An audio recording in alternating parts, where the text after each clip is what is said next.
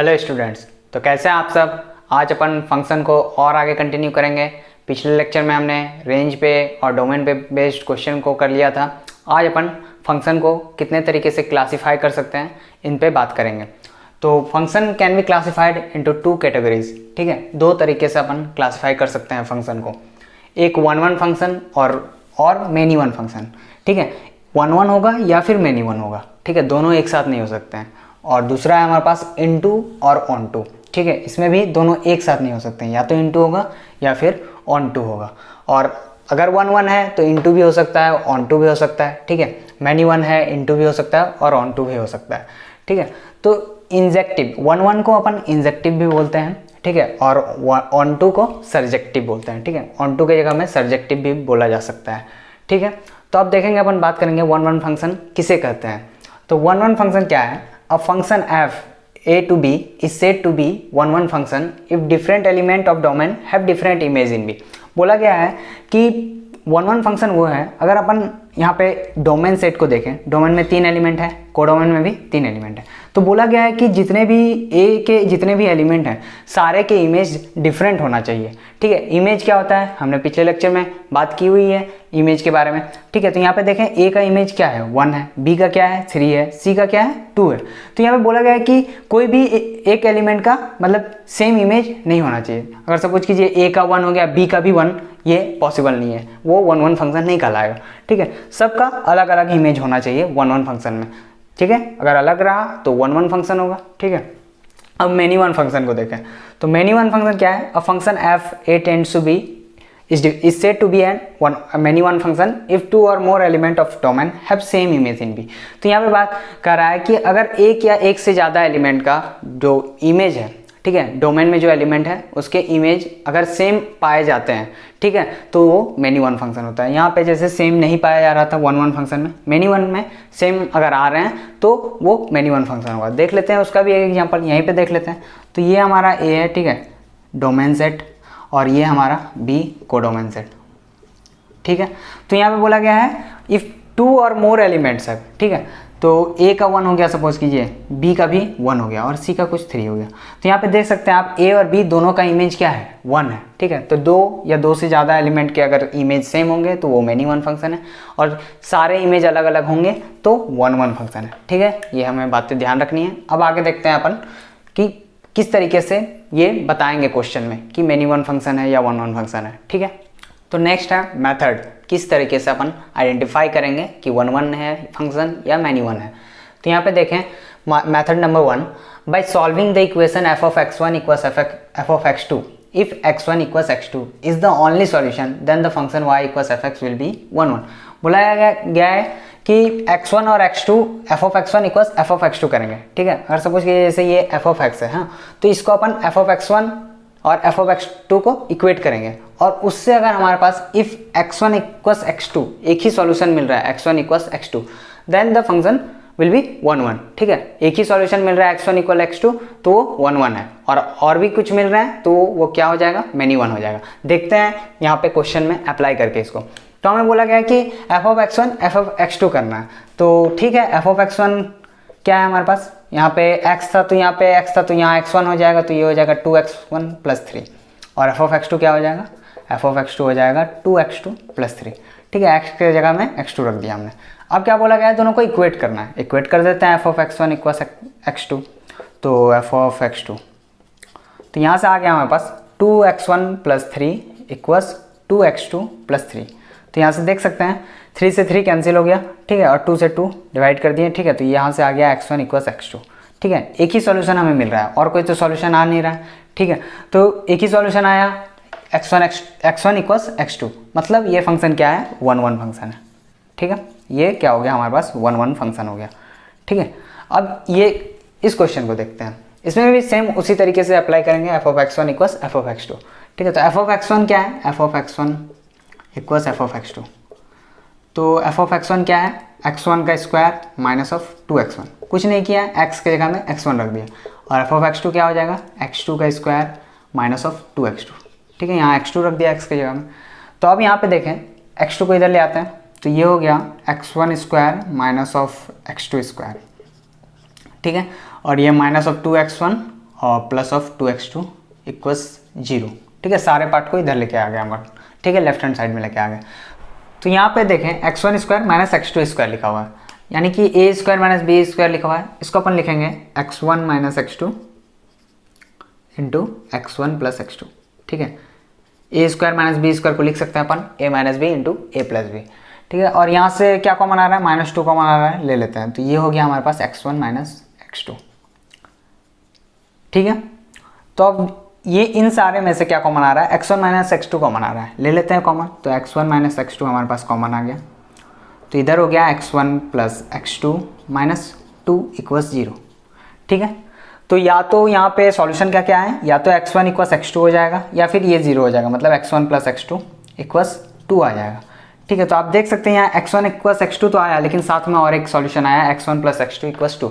तो क्या ये क्या होगा, ये मेनी वन फंक्शन हो जाएगा। हमें बोला गया था सिर्फ x1 इक्वल्स x2 ही आए तभी वन फंक्शन होगा, नहीं तो वो मेनी वन फंक्शन हो जाएगा। तो इसलिए अपन कहेंगे ये मेनी वन फंक्शन है। ठीक है,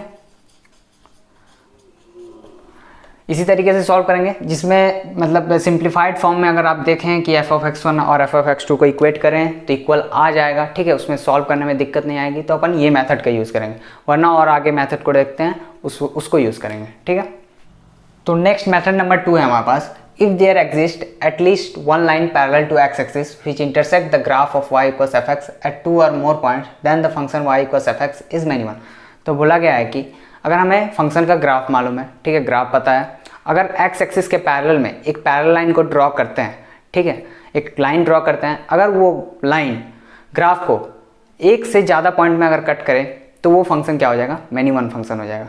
ठीक है, जैसे ऐसे एग्जाम्पल से समझते हैं, तो ये जैसे sin x का ग्राफ होता है, हमें पता है, ठीक है, ये sin x का ग्राफ होता है, और बोला गया है कि x एक्सिस के पैरेलल में एक लाइन ड्रॉ करना है। x एक्सिस के पैरेलल में ये लाइन ड्रॉ किया हमने, ठीक है, ये लाइन ड्रॉ कर लिया।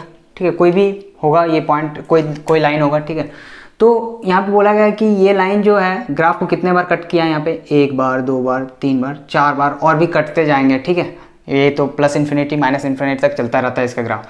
तो ये एक से ज़्यादा पॉइंट में कट कर रहे हैं, मतलब ये क्या हो जाएगा, मेनी वन फंक्शन हो जाएगा। यानी कि साइन एक्स जो है वो कौन सा फंक्शन है, मेनी वन फंक्शन है। और यही अगर ये लाइन एक बार कट कर रहा होता ग्राफ को तो वो वन फंक्शन हो जाता। आ रही है बात समझ में? तो हमारे पास यहाँ पे है y equals F X equals X plus L N X. ठीक है, x plus L N X अपन इसका ग्राफ बनाने का कोशिश करेंगे। पिछले लेक्चर में हमने इसका ग्राफ बनाया था रेंज वाले क्वेश्चन पे। ठीक है, फिर से बना लेते हैं। इसका ग्राफ किस तरीके से बनाएंगे, पहले dy/dx निकालेंगे, यानी कि फर्स्ट डेरिवेटिव। तो dy/dx को निकाले अपन, तो dy/dx क्या आ जाएगा, x का हो जाएगा 1 और ln x का 1/x। ठीक है, इसका डोमेन क्या है, डोमेन है x greater than 0, ln x है मतलब x ग्रेटर देन 0 का तभी तो डिफाइन होगा। ठीक है, x ग्रेटर देन 0। तो अगर यहाँ पे dy/dx पे देखें, अगर x ग्रेटर देन 0 है तो ये पूरा dy/dx क्या होगा, हमेशा पॉजिटिव होगा।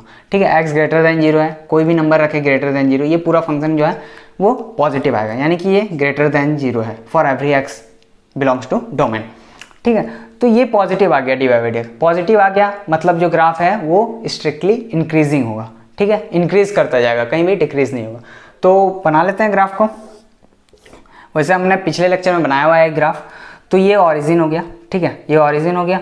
तो अब अपन बात करेंगे ग्राफ जो बनेगा x ग्रेटर देन 0 के लिए ही बनेगा, क्योंकि वहीं पे फंक्शन जो है वो डिफाइंड है। तो x ग्रेटर देन 0 पे बनाता है, तो 0 प्लस पे देखेंगे, x टेंडिंग टू 0 प्लस, मतलब 0 प्लस क्या हो गया, मतलब 0 से थोड़ा राइट में यहाँ पे। ठीक है, यहाँ पे ग्राफ कहाँ पे जाएगा, तो 0 प्लस रखें, x की जगह में रखें तो वो तो 0 प्लस जो नंबर है वही आ जाएगा। और ln 0 प्लस क्या होता है, ln 0 प्लस होता है माइनस इन्फिनिटी, माइनस इन्फिनिटी को टेंड करता है। आप देखें ln x का ग्राफ कुछ इस तरीके से होता है, यानी कि 0 प्लस पे वो जो है माइनस इन्फिनिटी को टेंड करता है। तो सेम उसी तरीके का यहाँ पे ग्राफ बनेगा, क्योंकि ये x तो 0 प्लस है, कोई वो तो पूरा वैल्यू ले रहा है, कोई दिक्कत नहीं है। ln x जो है वो माइनस इन्फिनिटी को अप्रोच कर रहा है, तो minus infinity plus 0 point something, तो माइनस इन्फिनिटी ही होगा एक तरह से मान ले तो ग्राफ जो है यहाँ से कहीं स्टार्ट होगा। ठीक है, यहाँ से स्टार्ट होगा। अब बात कर लेंगे x टेंडिंग टू इन्फाइनाइट पे। ठीक है, x टेंडिंग टू इन्फाइनाइट पे देख लेते हैं, इन्फाइनाइट इधर कहीं है।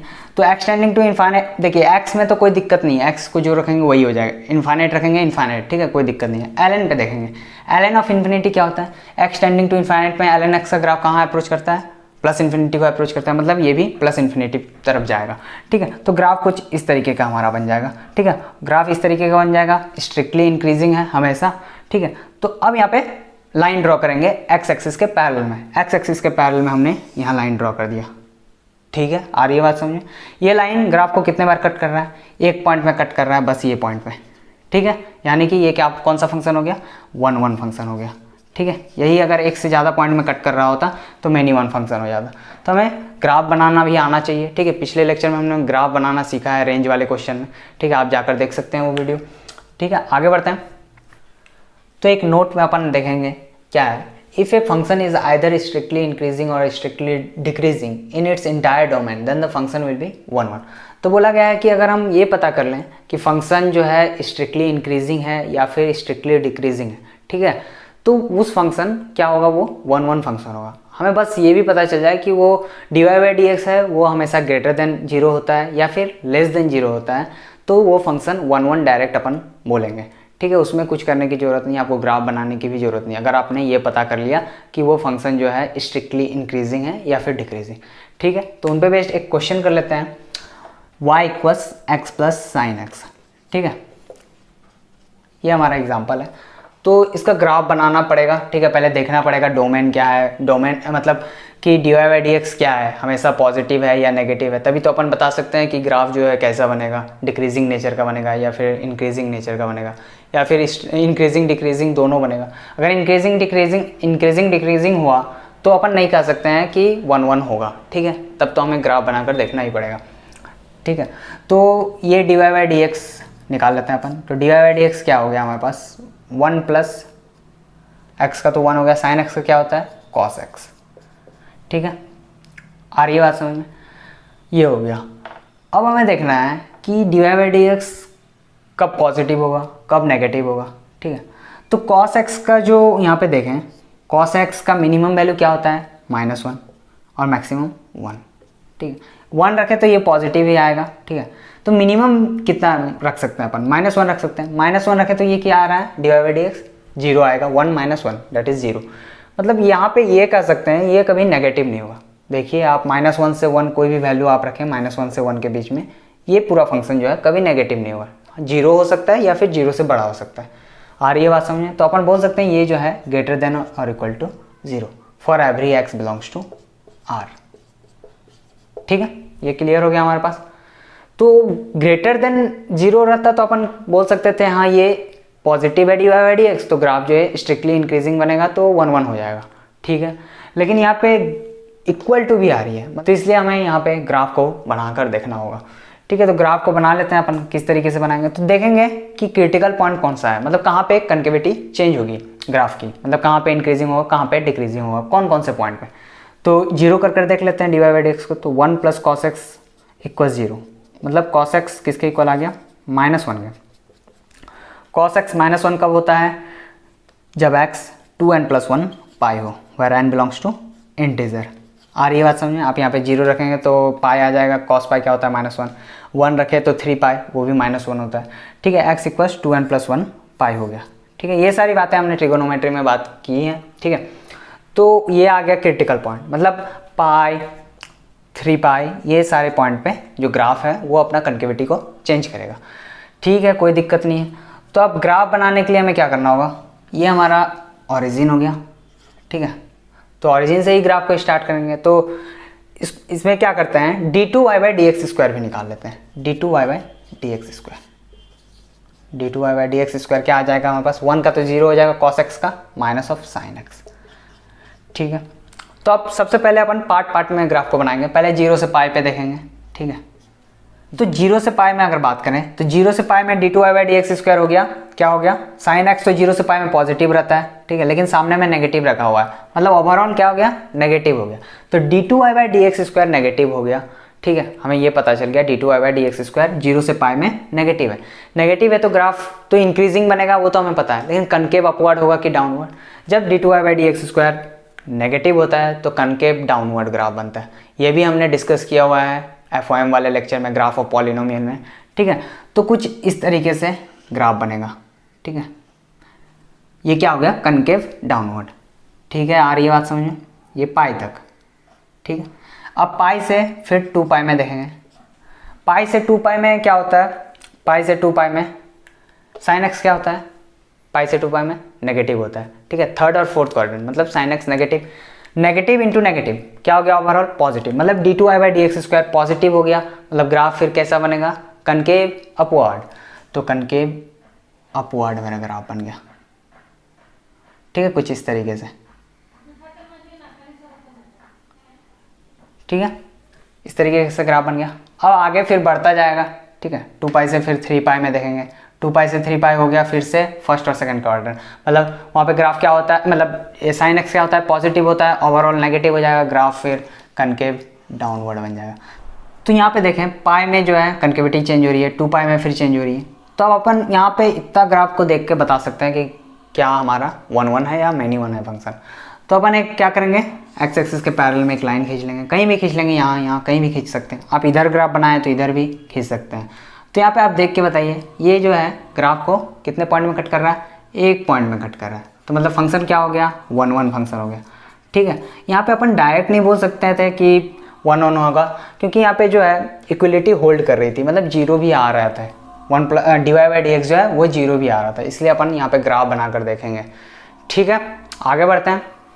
तो नेक्स्ट हमारा एग्जाम्पल है y equals sine of πx/2 when x 0 से 1 and y equals x³ - 1 when x greater than 1, ठीक है। तो यहाँ पे डिफाइन किया गया है कि x 1 से बड़ा हो तो कि कौन सा ग्राफ है, और 0 से 1 के बीच में है तो कौन सा ग्राफ है, ठीक है। तो अपन सबसे पहले वही करेंगे, dy/dx निकालेंगे, फिर ग्राफ को बनाएंगे। तो dy/dx निकाल लेते हैं अपन, dy/dx इक्वल्स साइन एक्स का क्या होता है, कॉस ऑफ πx/2, लेकिन यहाँ पे π/2 क्या है, x का कोफिशिएंट है, ठीक है, तो वो सामने में आ जाएगा। तो π/2 कॉस ऑफ πx/2, आ रही है बात समझ में, व्हेन x जो है 0 से 1 के बीच में हो, ठीक है। अब नेक्स्ट है हमारे पास x³ - 1, इसका डेरिवेटिव क्या होगा, 3x² जब x ग्रेटर देन 1 होगा, ठीक है। तो अब देखेंगे यहाँ पे dy/dx पॉजिटिव है या नेगेटिव है या फिर 0 है। तो π/2 cos πx/2, इसको यहाँ पे लिख लेते हैं अपन, π/2 cos πx/2, ठीक है। और x जो है 0 से 1 के बीच में, ठीक है, x 0 से 1 के बीच में। तो πx/2 किसके बीच में होगा, π/2 और 0 के बीच में होगा। जब x 0 से 1 के बीच में था, π/2 से मल्टीप्लाई कर दिया हमने, तो πx/2 किसके बीच में हो गया, 0 से π/2 के बीच में हो गया। और 0 से π/2 के बीच में cos क्या होता है, पॉजिटिव होता है, फर्स्ट क्वाड्रेंट में सारे पॉजिटिव होते हैं, तो cos πx/2 पॉजिटिव हो गया, मतलब ये हमेशा ग्रेटर देन 0 होगा। ये समझ में आ गया, आ रही है बात समझ में। और 3x² को देखें तो x 1 से बड़ा है, 1 से बड़ा है, और x² तो हमेशा पॉजिटिव होता है या फिर 0 होता है, लेकिन 0 कब होता है, 0 होगा तब, लेकिन यहाँ 0 है ही नहीं, x ग्रेटर देन 1 के लिए ये हमेशा पॉजिटिव होगा। मतलब dy/dx मतलब ये भी पॉजिटिव आ गया, ये भी पॉजिटिव हो गया, मतलब दोनों क्या होगा, दोनों का ग्राफ जो है इंक्रीजिंग नेचर का बनेगा। ग्राफ बनाएंगे आप कैसे देखते हैं। तो ये हमारा ओरिजिन हो गया, ठीक है, इधर ही बात करना है हमें 0 से 1, ठीक है। 0 से 1 में कौन सा ग्राफ बनाना है हमें, साइन πx/2, तो कोई नहीं, साइन एक्स का ग्राफ तो कुछ एक रफ आइडिया हमें है ही, इस तरीके का बनता है, तो साइन πx/2 का इसी तरीके से बनेगा, ठीक है। अब 1 से आगे की बात करेंगे, 1 से आगे की बात करें तो x³ - 1 का ग्राफ बनेगा, x ग्रेटर देन 1 के लिए, ठीक है। तो y इक्वल्स x³ का ग्राफ कुछ इस तरीके का होता है, हमें पता है, तो उसी तरीके का x³ - 1 का होगा, तो कुछ इसी तरीके का x³ - 1 का, इधर नहीं ले आना है क्योंकि 1 से कम के लिए बात नहीं कर रहे हैं हमें, 1 से ज़्यादा के लिए ग्राफ चाहिए। तो मतलब कुछ इस तरीके का ग्राफ हो गया, आ रही है बात समझ में। हमारा ये पूरा फंक्शन का ग्राफ ये बन चुका है, ठीक है। तो अब यहाँ पे क्या करेंगे, एक सिंगल लाइन ड्रॉ करेंगे x एक्सिस के पैरेलल में ड्रॉ कर लिया हमने, ठीक है। तो देखिए आप ग्राफ को कितने बार कट कर रहा है, ये 2 पॉइंट पे कट कर रहा है, यानी कौन सा फंक्शन हो गया, मैनी 1 फंक्शन हो गया, ठीक है। इसको बनाने के लिए मतलब क्वेश्चन को सॉल्व करने के लिए बहुत कम टाइम लगा, ये क्वेश्चन पूछे जा सकते हैं, ठीक है, इस तरह के क्वेश्चन पूछे जा सकते हैं। आगे बढ़ते हैं, तो अब अपन नेक्स्ट बात करेंगे इनटू और ऑनटू फंक्शन को, ठीक है। इनटू फंक्शन पहले देखेंगे किसे कहते हैं। A function f(a) tending to b is said to be into function if there exist at least one element in codomain b which do not have its pre-image in a, ठीक है। तो simple अपन हम लोग समझते हैं, b में बोला गया है, b क्या है, कोडोमेन है, ठीक है। उसका कोई एक एलिमेंट ऐसा छुटा हुआ रहना चाहिए जिसका प्री इमेज जो है a में नहीं हो, मतलब कोई एक एलिमेंट छुटा हो सकता है या फिर 2 या फिर 3, ठीक है, कोई एक एलिमेंट तो छूटा रहना है ही इनटू फंक्शन होने के लिए, ठीक है, एक एलिमेंट जो है किसी से रिलेटेड नहीं होगा, ठीक है। तो यहाँ पे अपन बात कर सकते हैं, बोल सकते हैं कि रेंज जो है, रेंज अगर नॉट इक्वल्स कोडोमेन हुआ तो हम इनटू फंक्शन बोलेंगे। देखिए आप यहाँ पे देख सकते हैं रेंज क्या है, इसका रेंज क्या आएगा, 1 और 2 आएगा, ठीक है, 3 नहीं है, ठीक है। तो रेंज नॉट इक्वल कोडोमेन हुआ, मतलब ये इनटू फंक्शन हो गया, ठीक है। कोई एक एलिमेंट का कोई प्रीमेज नहीं होना चाहिए। और ऑन टू फंक्शन या फिर सर्जेक्टिव क्या है, हर एक एलिमेंट का प्री इमेज होना चाहिए डोमेन सेट में, ठीक है। हर एक एलिमेंट किसी न किसी एलिमेंट से रिलेटेड होना चाहिए। तो यहाँ पे हम बोल सकते हैं रेंज इक्वल कोडोमेन हुआ तो वो फंक्शन हो जाएगा ऑन टू फंक्शन, ठीक है। देखिए आप रेंज इसका क्या है 1 2 3, कोडोमेन क्या है 1 2 3, ठीक है। तो यहाँ रेंज इक्वल कोडोमेन हुआ तो ये ऑन टू फंक्शन हो गया, ठीक है। ये डेफिनेशन भी है, is said to be onto function if each element of b must have at least one preimage in a, must have मतलब होना ही चाहिए, ठीक है, एक प्री इमेज होना ही चाहिए, ठीक है। अब तो अब हमारे पास है based on above classification we can define following 4 types of function. Above classification क्या है, 1 1, many 1, onto, into, ठीक है। तो यहाँ पे देखें 1 1 एंड ऑन टू मतलब दोनों हो, 1 1 भी हो और ऑन टू भी हो तो फंक्शन कहलाता है हमारे पास बाइजेक्टिव फंक्शन, ठीक है। ये भी बोल सकते हैं 1 1 एंड ऑन टू फंक्शन या फिर बाइजेक्टिव फंक्शन, ये ओवरऑल का नाम है हमारे पास बाइजेक्टिव फंक्शन। और फिर है हमारे पास दूसरा 1 1 and into, many 1 and onto and many 1 and into, ठीक है। ये 4 हमने फंक्शन को फिर से क्लासीफाई किया है, ठीक है। अब अपन क्वेश्चन करेंगे जिसमें हमें 1 1 ऑन टू सारे चीज़ें को निकालना होगा, सिर्फ इनटू ऑन टू नहीं, मैनी 1 या फिर 1 1 भी ये भी देखना होगा, ठीक है। देखते हैं क्वेश्चन। और तो ये हमारे पास पहला क्वेश्चन है y equals x² - 6x + 10 upon 3x - 3 - x², ठीक है। तो ये क्वाड्रेटिक अपॉन क्वाड्रेटिक है, तो हमें बताना है कि ये इनटू है या ऑन टू है और 1 1 है या मैनी 1 है। तो ठीक है, इसका ग्राफ अगर बनाना चाहें तो ग्राफ बनाने जाएंगे तो बहुत ज़्यादा लेंथी हो जाएगा, टाइम टेकिंग हो जाएगा, ठीक है। अपन कुछ और सोचेंगे। तो ये क्वाड्रेटिक इक्वेशन को देखें, ये क्वाड्रेटिक इक्वेशन a क्या है, लेस देन 0 है, ठीक है, -1 है, a coefficient of x² negative है। और इसका d निकाल लेते हैं, d हो गया b², 3 का square minus of 4ac, 4a क्या है माइनस ऑफ c क्या है -3। तो यहाँ से देखें तो d आ गया हमारे पास 9 माइनस ऑफ 12, तो d नेगेटिव आ गया, ठीक है। d लेस देन 0 आ गया तो, और a लेस देन 0 है तो मतलब ओवरऑल ये क्या हो जाएगा, नेगेटिव हो जाएगा। मतलब ये क्वाड्रेटिक इक्वेशन कोई भी वैल्यू ऑफ x के लिए नेगेटिव वैल्यू देगी, तो ये हमारे पास नेगेटिव हो गया। अब उसी तरीके से ऊपर वाले को देख लेते हैं, a ग्रेटर देन 0 है, d निकाल लेते हैं, d क्या है b² 36 माइनस ऑफ 4ac 10 है इंटू 1, तो ये हो गया 36 माइनस 40, ये भी नेगेटिव आ गया, इसका भी d नेगेटिव आ गया, a पॉजिटिव है, मतलब ये क्वाड्रेटिक इक्वेशन क्या हो गया, हमेशा के लिए पॉजिटिव हो गया, ठीक है। तो ऊपर वाला पॉजिटिव है हमेशा, नीचे वाला हमेशा नेगेटिव है कोई भी वैल्यू ऑफ x के लिए। तो अपन y किसके इक्वल होगा, मतलब रेंज की बात करें तो पॉजिटिव अपॉन नेगेटिव, मतलब नेगेटिव वैल्यू ही आएगी y के अंदर, ठीक है। पॉजिटिव अपॉन नेगेटिव क्या होता है, नेगेटिव होता है, मतलब y के अंदर जो है हमेशा नेगेटिव वैल्यू आ रही है। और यहाँ पे x तो कुछ भी हो सकता है, पॉजिटिव भी हो सकता है, नेगेटिव भी हो सकता है। मतलब यहाँ पे देखें तो रेंज जो है हमारा, रेंज नॉट इक्वल कोडोमेन हुआ, ठीक है। आ रही है बात समझ, आप यहाँ पे देख ले R टू R है, ठीक है, डोमेन भी R है और कोडोमेन भी R है यहाँ पे, लेकिन रेंज नॉट इक्वल कोडोमेन हुआ, मतलब ये नेगेटिव वैल्यू सिर्फ दे रही है। तो इसका मतलब ये कौन सा फंक्शन हुआ, ये इनटू फंक्शन हुआ, ठीक है, ये तो हमने डिसाइड कर लिया। अब बात करें 1 1 और मैनी 1 का, तो 1 1 मैनी 1 कैसे चेक करें, एक तो ऑप्शन है कि ग्राफ बनाएं, लेकिन ग्राफ अपन नहीं बनाएंगे। यहाँ पे x के जगह में 0 पुट करेंगे, x के जगह में हमने 0 पुट किया तो y की वैल्यू क्या आ रही है, जल्दी से देख के बताएं। x के जगह में 0 पुट किया तो y आ रही है हमारे पास -10/3, ठीक है। x की जगह 0 पुट किया तो y आ गया हमारे पास -10/3। अभी आप यहाँ क्या करेंगे, ये जो क्वाड्रेटिक इक्वेशन है इसको -10/3 के इक्वल पुट करेंगे और देखेंगे कहीं कुछ और x की वैल्यू आ रही है क्या। एक तो x इक्वल 0 तो आएगा ही, और कोई वैल्यू आ जाएगी, मतलब मैनी 1 हो जाएगा। फिर देखते हैं, हिट एंड ट्रायल कर रहे हैं। तो ये हो गया -10/3 equals x² minus of 6x + 10 upon 3x - 3 - x², ठीक है। क्रॉस मल्टीप्लाई कर देते हैं, -30x + 9 - plus of 30 plus of 10x², और इसको लेके गए तो ये 3x² minus of 18x plus 30, ठीक है, क्रॉस मल्टीप्लाई कर दिया। तो अब यहाँ से देखें तो ये हो गया 7x², और ये माइनस ऑफ 18x इधर आया तो माइनस ऑफ कितना 12x, और ये 30 कैंसिल हो गया, ये 0 हो गया, तो यहाँ से x कॉमन आया तो ये क्या हो गया 7x माइनस 12। तो ये यहाँ से आ गया हमारे पास x equals 0 and x equals 12/7, मतलब x की दो वैल्यू के लिए ये 0 दे रहा है, ये -10/3 दे रहा है, ठीक है, x की दो वैल्यू के लिए, यानी कि x 0 होगा तो भी -10/3 आएगा, x 12/7 होगा तो भी -10/3 होगा। तो मतलब क्या है, ये मेनी वन फंक्शन है, ठीक है, मेनी वन फंक्शन हो गया, ठीक है। ये हिट एंड ट्रायल ऑप्शन था, ठीक है, इतने इसका ग्राफ बनाने में टाइम लगता है इसलिए हमने ये चूज़ किया, ठीक है।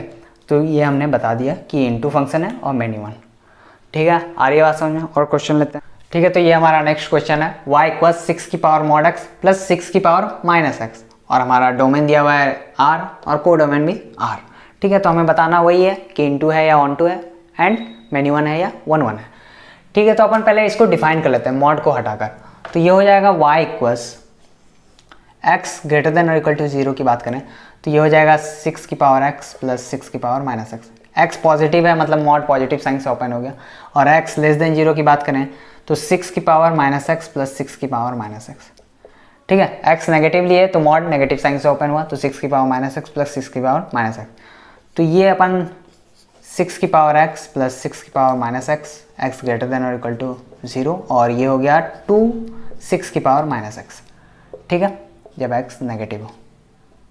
आ रही है बात समझ, ठीक है। ये दोनों सेम था, 2 हो गया, ठीक है। तो अब अपन ग्राफ बनाएंगे इसका, तो ग्राफ कैसे बनाएंगे, x 0 से मतलब पॉजिटिव के लिए देखेंगे, x नेगेटिव के लिए देखेंगे। तो अगर बात करें dy/dx की, dy/dx, ठीक है, ग्राफ बनाने के लिए तो हमें ज़रूरत पड़ेगी dy/dx की। तो a की पावर x का डेरिवेशन क्या होता है, a की पावर x ln a, तो 6 की पावर x ln ऑफ 6, ठीक है। अब यहाँ पे 6 की पावर -x है तो कोई नहीं, माइनस हो जाएगा सामने, 6 की power -x ln of 6 when x greater than और इक्वल टू 0, और जब x नेगेटिव हो तो क्या आ जाएगा हमारे पास, यहाँ पे सेम 2 इंटू a की पावर ln ऑफ 6 और नेगेटिव साइन लग जाएगा।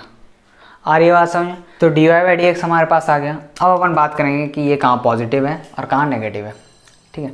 तो अगर x ग्रेटर देन 0 की बात करें तो ये पूरा क्या होगा, तो इसे अपन ln 6 को कॉमन ले लेते हैं, ln 6 कॉमन आ गया तो बचा क्या 6 की पावर x माइनस ऑफ 1/6 की पावर x। तो हमें बताना है कि x ग्रेटर देन और इक्वल टू 0 के लिए ये क्या होगा, पॉजिटिव होगा या नेगेटिव होगा, या दोनों कुछ भी हो सकते हैं, ये हमें पता करना है। तो अपन बात करें ln 6 क्या है, ln 6 क्या है, कांस्टेंट टर्म है, पॉजिटिव आएंगे, ठीक है, इसको हटा देते हैं। तो हमें बात करना है 6 की पावर x माइनस 1/6 की पावर x, ये क्या होगा x ग्रेटर देन और इक्वल टू 0 के लिए। तो हमें चेक करना है कि ये क्या होगा, तो देख लेते हैं अपन इसको एलसीएम लेके सॉल्व कर देख लेते हैं कि क्या हो सकता है ये। तो ये हो गया 6 की पावर 2x माइनस ऑफ 1/6 की पावर x, एलसीएम लिया, ठीक है, इंटरवल निकाल रहे हैं, ठीक है। तो ग्रेटर देन 0 मान लेते हैं, उसमें दोनों इंटरवल आ जाएंगे। तो 6 की पावर x क्या होगा, पॉजिटिव होगा, ठीक है, तो पॉजिटिव होगा तो ये आ गया हमारे पास 6 की power 2x minus 1 greater than 0, cross multiply कर दिया, पॉजिटिव था तो अब ये हो गया हमारे पास 6 की power 2x minus of 1 greater 6 की power 2x is greater than 1, 6 की पावर 2x क्या हो गया 1 से बड़ा हो गया। आ रही है बात समझ में? तो अब अगर यहाँ पे क्या करें, ln ले लेते हैं, ln 6 ले लेते हैं, तो ln 6 लिए तो ये 2x ग्रेटर देन 0, तो x ग्रेटर देन 0, तो यहाँ पे आ गया हमारे पास x ग्रेटर देन 0 के लिए ये हमेशा पूरा पॉजिटिव होगा। यहाँ पे क्या किया हमने, ln 6 लिया, दोनों तरफ ln 6, तो ln 6 लिया तो ये 2 की पावर x 2x सामने आ गया, और ln ऑफ 1, ठीक है, बेस कुछ भी रहे तो 0 होता है, तो x ग्रेटर देन 0 के लिए ये हमेशा पॉजिटिव आ रहा है, ठीक है। तो हमें x ग्रेटर देन 0 के लिए ही बात करनी है, तो मतलब ये टर्म पूरा पॉजिटिव आ गया, ये कांस्टेंट था तो ये तो पॉजिटिव था ही, मतलब ओवरऑल क्या हो गया, पॉजिटिव हो गया। बस हमें पता चल गया कि dy/dx x ग्रेटर देन 0 के लिए पॉजिटिव है, मतलब ग्राफ इंक्रीज करेगा। अब इसकी बात करेंगे, माइनस ऑफ 2 6 की पावर माइनस x ln 6, तो ये x लेस देन 0 है, x नेगेटिव है, कोई दिक्कत नहीं है, तो ये है ln 6 अपॉन 1 अपॉन 6 की पावर x, a की पावर x का वैल्यू क्या होता है, हमेशा पॉजिटिव होता है। तो ln 6/6 की पावर x हो गया पॉजिटिव नंबर, और यहाँ पे मल्टीप्लाई कर रहे हैं -2 से, मतलब ओवरऑल क्या हो गया, नेगेटिव हो गया। Positive into negative is negative, मतलब x लेस देन 0 के लिए ये डिक्रीज करेगा। तो बस अब कोई दिक्कत ही नहीं है, रफ ग्राफ बनाकर देख लेंगे अपन। तो ये हमारा ओरिजिन हो गया। 0 पे वैल्यू क्या आ रही है, 0 पे वैल्यू आ रही है 2, तो यहाँ 2, ठीक है। अब x ग्रेटर देन 0 और लेस देन 0, तो बोला है कि ग्रेटर देन 0 पे ग्राफ क्या हो रहा है, ये dy/dx पॉजिटिव है, मतलब इंक्रीज करेगा ग्राफ इंक्रीज करवा देते हैं कुछ इस तरीके से। और x लेस देन 0 पे dy/dx नेगेटिव है, मतलब ग्राफ डिक्रीज करेगा, तो कुछ इस तरीके से डिक्रीज करेगा, ठीक है। एक रफ डायग्राम बना लिया हमने। अब यहाँ पे बात करेंगे इनटू ऑनटू many1 1 का। तो सबसे पहले many1 1 चेक करते हैं। तो x एक्सिस के पैरेलल में एक लाइन ड्रॉ किया, वो ग्राफ को कितने बार कट कर रहा है, 2 पॉइंट में कट कर रहा है, मतलब कौन सा फंक्शन हो गया, many1, ठीक है। many1 हमने पता कर लिया। अब बात करेंगे ऑनटू या इनटू की। तो रेंज क्या आ रही है, इसकी रेंज आ रही है 2 से इनफाइनाइट। रेंज क्या आ रही है, 2 से इनफाइनाइट। और यहाँ पे कोडोमेन क्या है हमारे पास, ऑल रियल वैल्यू, मतलब रेंज जो है वो कोडोमेन के इक्वल नहीं हुआ। मतलब कौन सा फंक्शन हो गया, ये हो गया इनटू फंक्शन, ठीक है। Range not equal to codomain, मतलब इनटू फंक्शन, ठीक है। तो हम लोग ने इस तरह के क्वेश्चन एडवांस में पूछे जा सकते हैं, ठीक है। अधिकतर इस तरह के क्वेश्चन आते हैं, सवाल आते हैं इस तरह के, तो हमें ध्यान रखना है। आप ये सारे क्वेश्चन को फिर से दोबारा करें, ठीक है। और कोई डाउट आता है तो आप कमेंट सेक्शन में ज़रूर पूछें। तो आज के लेक्चर में बस इतना ही। अगर आपको ये वीडियो पसंद आए तो वीडियो को लाइक करें, हमारे चैनल को सब्सक्राइब करें। Thank you.